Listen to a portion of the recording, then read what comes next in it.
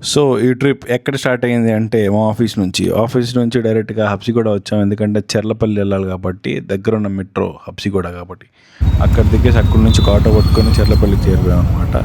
ఈ మధ్య సికింద్రాబాద్ నుంచి చాలా ట్రైన్స్ తీసేశారు. తీరా చూస్తే చెర్లపల్లి స్టేషన్ ఎయిర్పోర్ట్ ఉన్నట్టుంది, చాలా బాగుంది. అండ్ మా కొలీగ్ నేను కలిపి ముందు మిగిలిన ఇద్దరు ఉన్నారనమాట. మొత్తం నలుగురు కలిపి వెళ్తున్నాం. వాళ్ళని కలుసుకున్నాం. కాసేపటి తర్వాత మా ట్రైన్ వచ్చేసింది.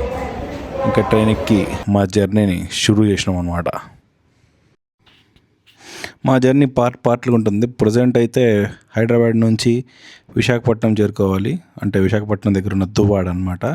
అక్కడ నుంచి మిగిలిన ట్రిప్ స్టార్ట్ అవుతుంది.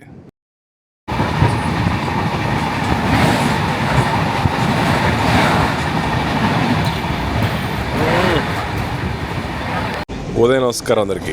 కంటెంట్ క్రియేషన్లో దూసుకుపోదాం. ఈరోజు నేను ఇప్పుడు ట్రైన్లో ఉన్నాను అనమాట. ట్రైన్ ప్రయాణం అవుతుంది మా ఎదలతో పాటు. Araku is a trip. So Duvvada నుంచి మా ఫ్రెండ్ గాజువాకలో ఇల్లు ఉందనమాట. అక్కడికి వెళ్ళి ఫ్రెష్ అప్ అయిపోయాం. ముందు ఫ్రెష్ అప్ అయిపోతే ఇంకొక ఫ్రెండ్ ఎవరైతే ఉన్నాడో వాడికి కార్ ఉంది, అది వేసుకొస్తే మిగిలిన ట్రిప్ స్టార్ట్ చేస్తాం అనమాట. సో వాడు రానే వచ్చాడు and we started to Araku అనేది ఎప్పటి నుంచో ప్లాన్ చేసుకుంటున్నాం, కానీ ఎప్పుడు అవ్వట్లేదు.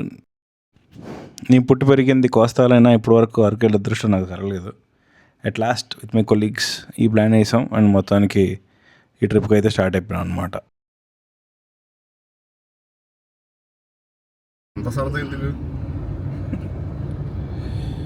మేము అరకు బయలుదేరుతున్నాం గైస్. ఆల్రెడీ బయలుదేరిపోయాం. వైజాగ్ వచ్చాం. వైజాగ్ నుంచి హాయ్ ఫ్రెండ్స్, మా ఫ్రెండ్స్ అంతా కలిపి మేము ఫ్రెండ్లీగా అరకు వెళ్తున్నాం. సో అలా ట్రావెల్ చేస్తూ మధ్యలో లంచ్ కోసం ఎస్కోట్లో ఉన్న ముంతాజ్ బిర్యానీ దగ్గర ఆగామన్నమాట. ముంతాజ్ బిర్యానీ అనేది ఇక్కడ విజయనగరం వాస్తవులు ఎవరైనా ఉంటే ఎస్కోట్లో అది చాలా క్వైట్ ఫేమస్.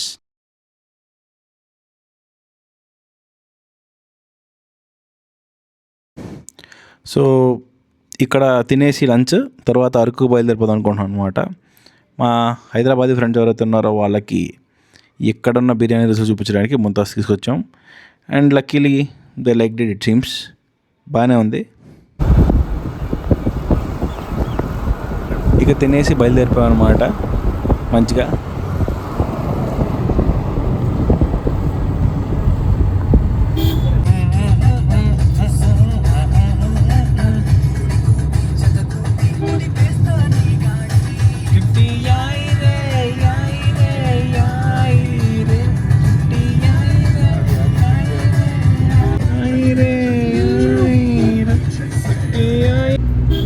సో అలా గాయస్తో కలిపి కొన్ని సాంగ్స్ పెట్టుకుంటూ వినుకుంటూ ఘాట్ రోడ్ ఎక్కినాం.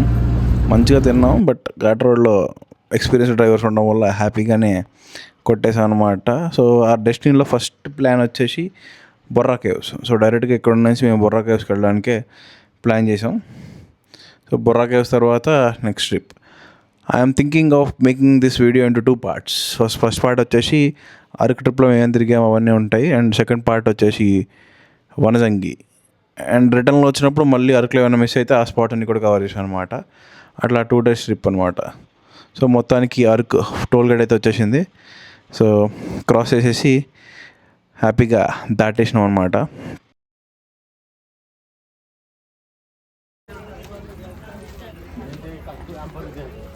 సో మొత్తానికైతే బొర్రా కేవ్స్ దగ్గరికి వచ్చేసాం. ఇక్కడ మా వెహికల్ పార్క్ చేసేయాలి. పార్క్ చేసిన తర్వాత కాస్త దూరం నడవస్తుంది, ఒక 600 to 700 meters అనుకోండి.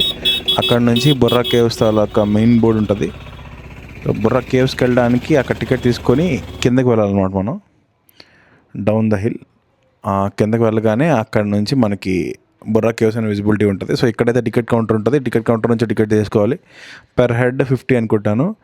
And apart from that 100 rupees for camera కానీ ఏమైనా ఎక్విప్మెంట్ ఉంటే దానికోసం. కదా తీసాం. ఎడిటింగ్ లైన్ ఉంటాయి. రా ఫుటేజ్కి రా విత్ సాగర్. రా విత్ సాగర్.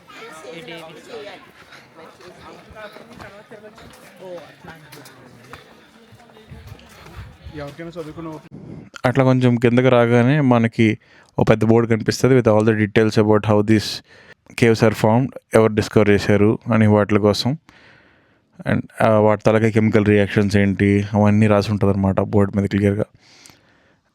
ఒక చిన్న ఫిల్మ్ ట్రివియా ఏంటంటే ఇక్కడే జగదేక వీరుడు అతిలోక సుందరి తాలూకా సాంగ్స్ అనేవి షూట్ అయ్యాయి అని చెప్పి చెప్తున్నారు జనాలు.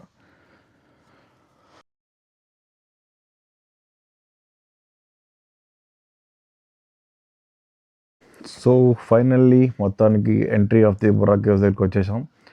సూపర్ ఉంది చూడడానికి. చాలామంది జనాలు వచ్చారు. Though it's a weekday. మేము ఇక్కడికి థర్స్డే వెళ్ళాం అనమాట. కానీ అక్కడ కూడా ఫుల్గా జనాలు ఉన్నారు, రష్ ఉంది. ఈ గుహలను ఆనుకొని ఒక కథ ఉంది. ఒకరోజు ఒక ఆవు ఈ పైన ఉన్న కన్నం నుంచి కింద పడిపోయింది అనమాట. ఆ కింద పడిన ఆవు కోసం వెతుక్కుంటూ ఒక లోకల్ ట్రైబ్లో ఉన్న ఒక మనిషి వెళ్తే అది సేఫ్ అండ్ అలాగా కనిపించింది కిందే. అండ్ దాంతోపాటు అక్కడ చుట్టుపక్కల చూస్తూ ఉండగా ఒక శివలింగం లాంటి షేపులు అట్లాంటివి కనిపించడం వల్ల వాళ్ళు దేవుడి తాలూకా గుహ, అక్కడ కవ్వు బతికే ఉంది కాబట్టి దేవుడే దీన్ని బతికిచ్చాడు అని చెప్పి అప్పటి నుంచి ఆ గుహలోకి రావడం, అక్కడున్న ఆ శివుని షేపుని వర్షిప్ చేయడం మొదలుపెట్టారు అనమాట.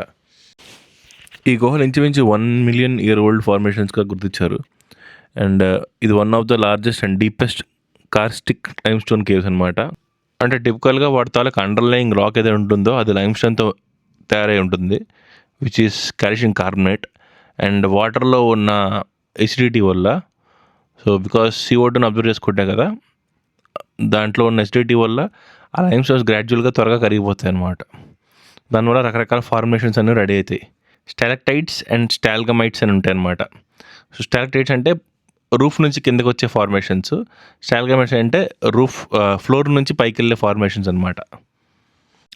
ఇక్కడ మీరు చూసినట్లయితే ఈ స్టాలక్టైట్స్ ఏవైతే ఉన్నాయో వాటి ఫార్మేషన్స్ ఒక ఋషి గడ్డం షేప్ వల్లే ఉన్నాయన్నమాట. ఇది చాలా ఫేమస్. ఇక్కడ ఋషి గడ్డం, ఆవు పొదుగు షేపుల్లో ఉన్నవి అండ్ శివపార్వతుల లింగాలు లాంటి షేపులు లాంటివి రకరకాలు కనిపిస్తూ ఉంటాయి అనమాట. దాన్ని హైలైట్ చేస్తూ లైటింగ్ కూడా పెట్టారు మన జియోలాజికల్ సర్వే డిపార్ట్మెంట్స్ వాళ్ళు.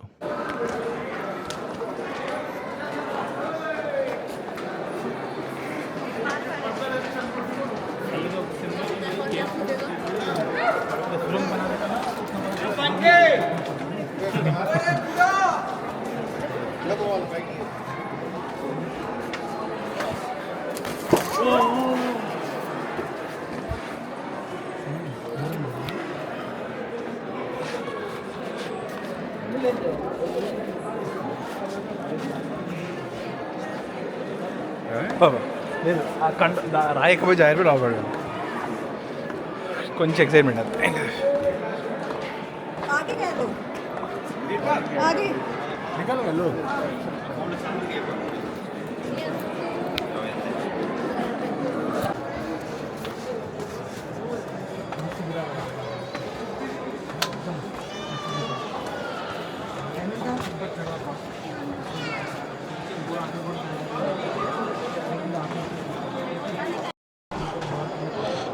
సో మేము బుర్రా కేవ్స్కి వచ్చాం. బుర్రా కేవ్స్ తాలూకా అందాలను చూస్తాం అన్నమాట. ఇప్పుడు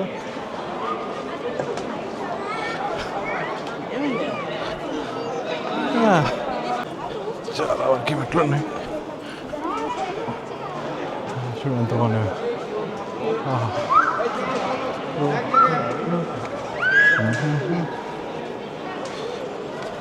వెరీ గుడ్.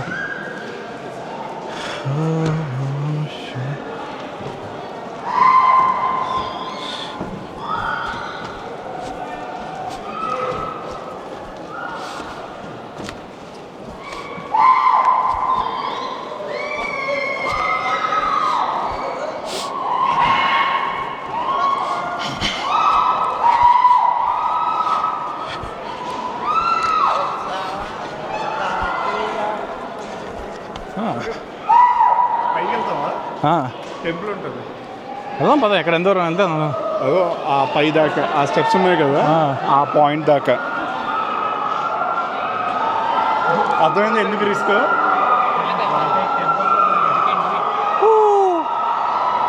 అది ఫ్రెండ్స్, మనం ఇప్పుడు వచ్చాం బుర్రా కేవ్స్కి.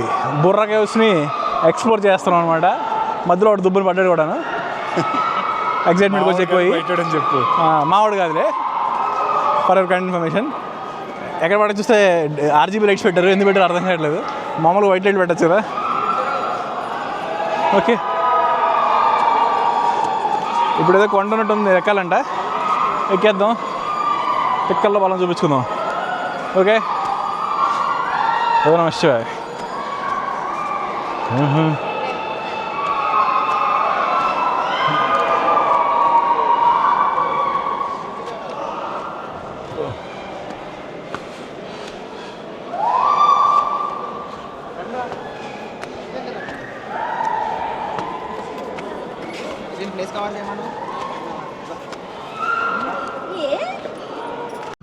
సో ఇందాక మనం చెప్పిన కథలో ఉన్న శివలింగం ఫార్మేషన్స్ ఏవైతే ఉన్నాయో వాటికి రీచ్ అవ్వడానికి స్టెప్స్ ఉంటాయి, కొంచెం హైట్లో ఉంటాయి అన్నమాట. దానికి కూడా మనం వెళ్ళాం. అక్కడికి వెళ్ళిన తర్వాత అదొక కౌస్ అడ్డర్ అనే ఒక అంటే ఇంచుమించు ఆవు పొదుగు లాంటి ఒక ప్లేస్ ఉంటుంది. దాని కిందనే ఈ శివలింగం లోపల ఉంటాయి. లోపల చీకటి ఉండడం వల్ల తీలేపాను, ఏం కనబడట్లేదు శివలింగం ఆకారం. అంటే చిన్న లైట్లు కనిపిస్తుంది, కానీ నా కెమెరా క్యాప్చర్ చేయలేకపోయింది అనమాట. కాకపోతే దానికోసం చాలా స్టెప్స్ ఎక్కాల్సి వచ్చింది, విపరీతంగా ఆయాసం కూడా పడ్డాను. రిటర్న్ వచ్చినప్పుడు ఇంకా కొంచెం ఘోరంగా అనిపించింది. 1807లో William King George Zoological Survey of India ద్వారా దీన్ని కనుగొన్నాడు, ఈ కేవ్స్ని. మన శివుని దర్శనం అయితే హ్యాపీగా అయిపోయింది, కానీ మెట్లు మాత్రం భయంకరంగా స్టీప్గా ఉన్నాయి. మనల్ని విపరీతంగా కాల్ చేస్తున్నారు, ఏం చేస్తున్నారు అర్థం కావట్లేదు. బట్ అది సంగతి గైస్, ఇది నా ఫస్ట్ బయటకు వచ్చిన వ్లాగ్ లాంటిది. ట్రై చేస్తాను ఏదో, కానీ చుట్టుపక్కల ఎవరైనా చూస్తుంటే నవ్వు వచ్చి మాట్లాడలేకపోతున్నా. అదనమాట సంగతి. సరే, ఐ విల్ పాజ్ మై రికార్డేషన్, ఎందుకంటే కొంచెం ఎత్తున్నాయి ఈ మెట్లు. ఇప్పుడు మ్యాక్సిమం ట్రై చేస్తాను, ఎక్కడైనా సరే ఇబ్బందులు అనిపిస్తే ఆపేస్తాను. ఎందుకంటే చూసారా, అడుగు కూడా ఫుల్ పెట్టలేము, సగం అడుగు పడినట్టు ఉంది అన్నమాట. బేసిక్గా చూస్తే అంతే ఉంది మెట్టు, పూర్తి మెట్టు కూడా లేదు. సో అదనమాట, ఏదో హ్యాపీ అడుగు వేసినట్టున్నాయి మెట్లు. చూద్దాం.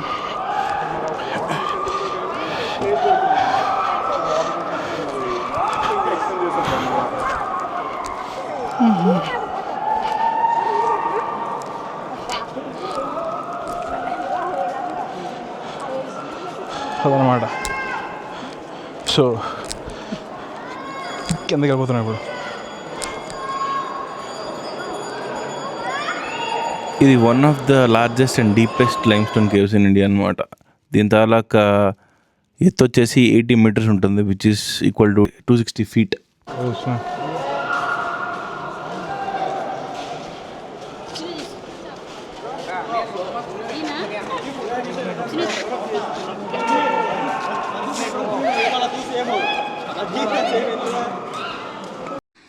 గోస్తాని రివర్ ఈ కేవ్స్లో ఫ్లో అవ్వడం వల్ల అందులో ఉన్న వాటర్ ఈ లైమ్ స్టోన్స్ తగిలి కొన్ని రోజులకి ఈ కేవ్స్ అన్నీ ఏర్పడడం మొదలయ్యాయి అన్నమాట. ఆ రివర్ వాటర్లో ఉన్న హ్యూమిక్ యాసిడ్ ఇక్కడ లైమ్ స్టోన్స్లో ఉన్న కాల్షియం కార్బోనేట్తో రియాక్ట్ అయ్యి మెల్లిమెల్లిగా ఈ ఫార్మేషన్స్ కారడానికి కారణం అనమాట. సో దాంట్లో నెజిడిక్ నేచర్ మెల్లిమెల్లిగా రాయిని కరిగబడుతుంది, దానివల్ల డిఫరెంట్ ఫార్మేషన్స్ అనేవి అవుతున్నాయి అన్నమాట. ఈ స్టెలక్టైట్స్ అండ్ స్టెల్గమైట్స్ ఏవైతే ఉన్నాయో దానివల్ల ఈ కేవ్స్లో డిఫరెంట్ ఫార్మేషన్స్ అనేవి జరుగుతూ ఉన్నాయి. సో ఈ ఫార్మేషన్స్ రెండు ఒకేసారి కలుసుకుంటే అక్కడ బీమ్స్లో తయారవుతాయి అన్నమాట. ఇది లేకుండా ఇండివిజువల్గా పైకి కిందకి ఉంటే దానివల్ల రకరకాల ఫార్మేషన్స్ ఉంటాయి. దాని షాడో ఇంకా విచిత్రమైన షేపులను కూడా క్యాష్ చేస్తుంది అనమాట. ఇదంతా ఇక్కడున్న సందర్శకులకి విచిత్రమైన సీనరీలా కనిపిస్తుంది అనమాట. ఎండకు వస్తున్నాం.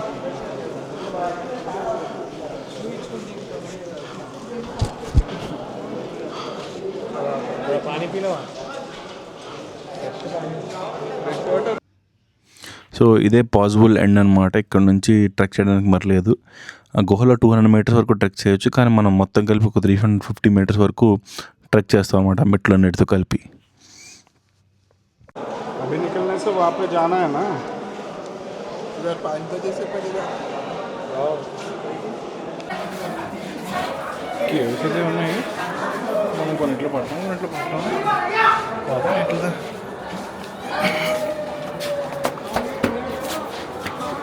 అనమాట వచ్చేసి సక్సెస్ఫుల్గా బొక్కరించి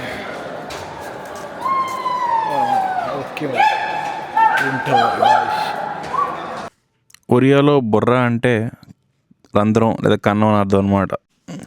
మొత్తానికి వేరే ఆవేశంతో విపరీతమైన ఆవేశంతో ఈ ట్రెక్ ఏదైతే ఉందో అది ఫినిష్ చేసేసాను. అండ్ ఫినిష్ చేసి పైకి వచ్చేసాను పూర్తిగా. మా ఫ్రెండ్స్ అందరూ కూడా నాకన్నా ముందే వచ్చేసారు. అండ్ మన వీడియో రికార్డింగ్ వల్ల కొంచెం డిలే అయ్యాం అనమాట. మొత్తానికి కేవ్ అయితే చాలా అద్భుతంగా ఉంది, మాటల్లో చెప్పలేం. ఖచ్చితంగా వచ్చి చూడాల్సిందే. ఈ ఫార్మేషన్స్ కొన్నిసార్లు అనిపిస్తే ఎవడో చెక్కినట్టు ఉన్నాయని చెప్పి, కానీ ఇవన్నీ న్యాచురల్ ఫార్మేషన్స్ అనమాట. ఓన్లీ నడ్డానికి కింద వేసిన గచ్చు తప్ప, which is done by Zoological Survey of India. The rest is all nature made అనమాట.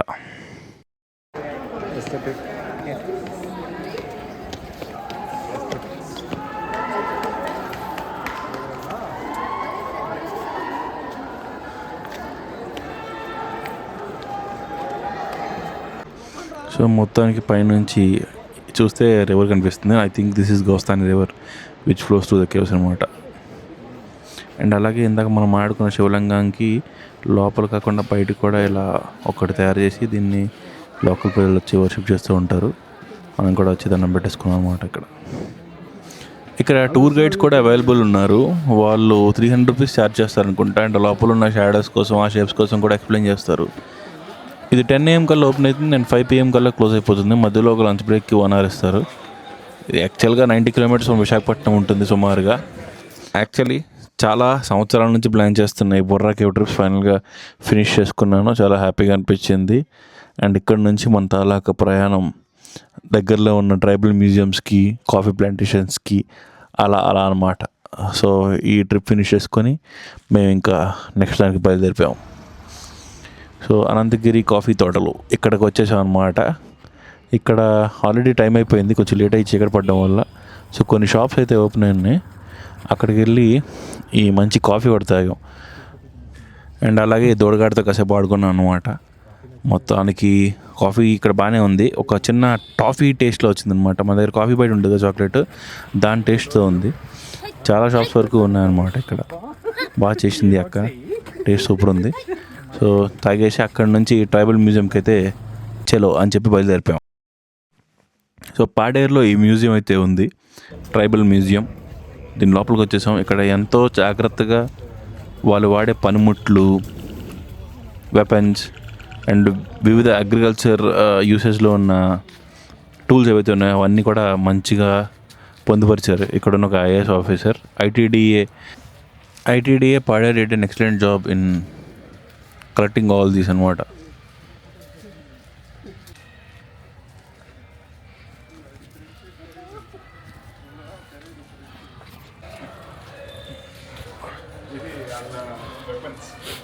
అదవన్న కొంచెం చల్లగా ఉండడం వల్ల దాన్ని వేసుకొని రెడీగా ఉంది.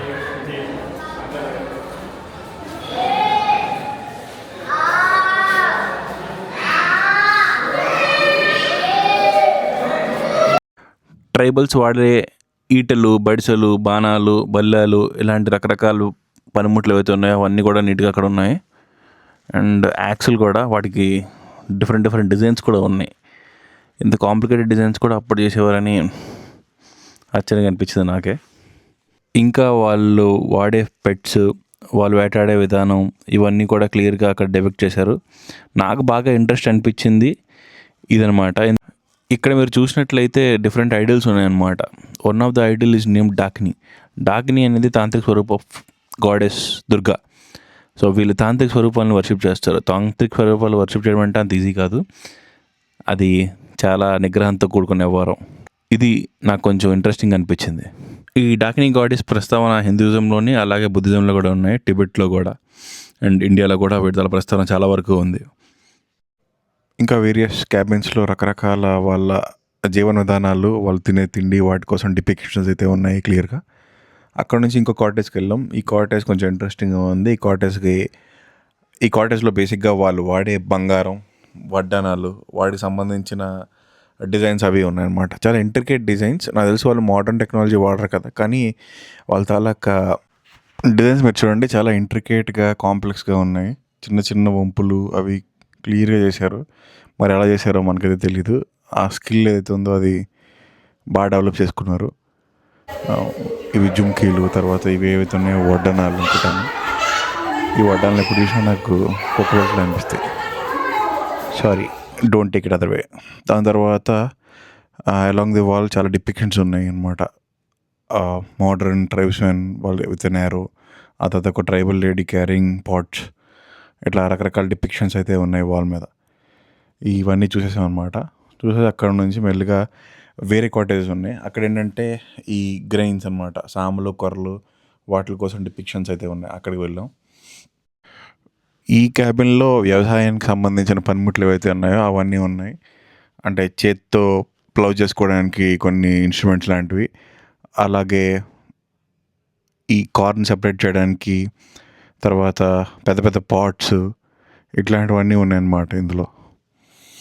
సో చెప్పినట్లనే ఇందులోని ప్లౌస్, చేత్తో తవ్వే నాగళ్ళు, ఇంకా డిఫరెంట్ అగ్రికల్చర్ పనిముట్లు ఏవైతే ఉన్నాయో అవన్నీ ఇందులో ఉన్నాయి. ఇవన్నీ చూసాం. లాస్ట్కి ఇక్కడ నుంచి ట్రైబల్ మ్యూజియం ఖతం అయిపోయింది. అక్కడ నుంచి కాఫీ మ్యూజియం కూడా ఉంది దగ్గరలో, దానికైతే మేము బయలుదేరిపోయాం. సో ఇదే ఆ కాఫీ మ్యూజియం. ఈ కాఫీ మ్యూజియం కోటప్పకొండ తిరణాలు ఉన్నట్టుంది. ఎక్కడ చూసినా ఫుల్ లైట్స్. మ్యూజియంలో అయితే లేదు. దీనికి కూడా టికెట్ వచ్చేసి 50 రూపీస్ అనుకుంటా. తర్వాత వీళ్ళ మ్యూజియం కాన్సెప్ట్ అయితే ఉందో అది అర్థమైంది నాకు. ఇక్కడ మ్యూజియంతో పాటు ఫన్ యాక్టివిటీస్ ఉంటాయి అన్నమాట.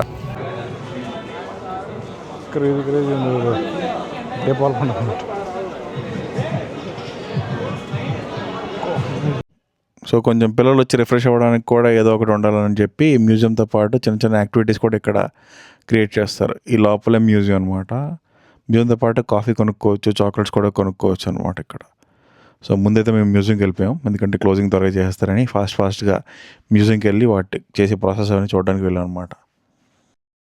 సో బేసిక్గా ఈ మ్యూజియంలో అయితే కాఫీ ఎలా తయారు చేశారు, ఎక్కడి నుంచి కాఫీ పుట్టింది, ఫస్ట్ అసలు కాఫీ బీన్స్ అనేవి ఎక్కడ దొరికాయి, ఇట్లాంటి వాటి గురించి ఎక్స్ప్లెయిన్ చేస్తూ ఇక్కడ దొరికే లోకల్ వెరైటీస్ ఏవైతే ఉన్నాయో వాటి గురించి, వాటి చరిత్ర గురించి కూడా ఎక్స్ప్లెయిన్ చేస్తున్న ఫొటోస్ అవన్నీ ఉన్నాయన్నమాట. చాలా ఇంట్రెస్టింగ్ క్యారెఫ్స్ అండ్ బాటిల్స్, పాత ప్యాకింగ్స్, అరేబికా సీడ్స్, వీటన్నిటి గురించి ఇందులో నీట్గా రాసి ఉంది. ఇంత చదివిన తర్వాత ఇక్కడ కాఫీ తాగకపోతే బాగోదు కదా. ఇందాకే తాగాం ఒక కాఫీ ప్లాంటేషన్స్లో, కానీ అది వేరే టేస్ట్ ఉంటుంది. ఇక్కడ రకరకాల టేస్ట్ ఉన్నాయన్నమాట. ఎథనిక్, ఆథెంటిక్, అరబికా, అట్లా రకరకాల టేస్ట్. అయితే మేము అథెంటిక్ కాఫీ ఉంది, విచ్ ఈజ్ అరౌండ్ 50 రూపీస్ అనుకుంటా, అది టేస్ట్ చేసాం. ఇందులో 70% కాఫీ అండ్ 30% చికోరే అనేది ఉంటుంది వాటి కాంబినేషన్తో. సో కాఫీ సోనర్ అనమాట ఇది. తర్వాత ఇక్కడ ఉన్న చాక్లెట్స్ ఏవైతే ఉన్నాయో కూడా టేస్ట్ చేసాం, చాలా బాగున్నాయి. అయితే రేపటి ట్రిప్లో చాక్లెట్ ఫ్యాక్టరీకి వెళ్దాం అని చెప్పి అనుకున్నాం. సో ఇక్కడున్న మా కాఫీ యాత్ర ఏదైతే ఉందో అది పూర్తి చేసుకొని మేము ఇక్కడ నుంచి వనజంగి బయలుదేరుతాం. వనజంగిలో క్యాంపింగ్ చేసి రాత్రి అక్కడ నుంచి రేపు ట్రెక్ చేసి తర్వాత నెక్స్ట్ రోజు మళ్ళీ అరకు రావడం అనేది మా ప్లాన్. ఈ వీడియోకి ఇంతే గాయ్స్. నెక్స్ట్ వీడియోలో మేము చేసిన క్యాంపింగ్ కోసం వీడియో చేస్తున్నా పార్ట్ 2లో, తప్పకుండా చూసేయండి ఆ వీడియో కూడా. ఇది చూసిన వాళ్ళు. ఉంటా మరి, సెలవు, బాయ్ బాయ్.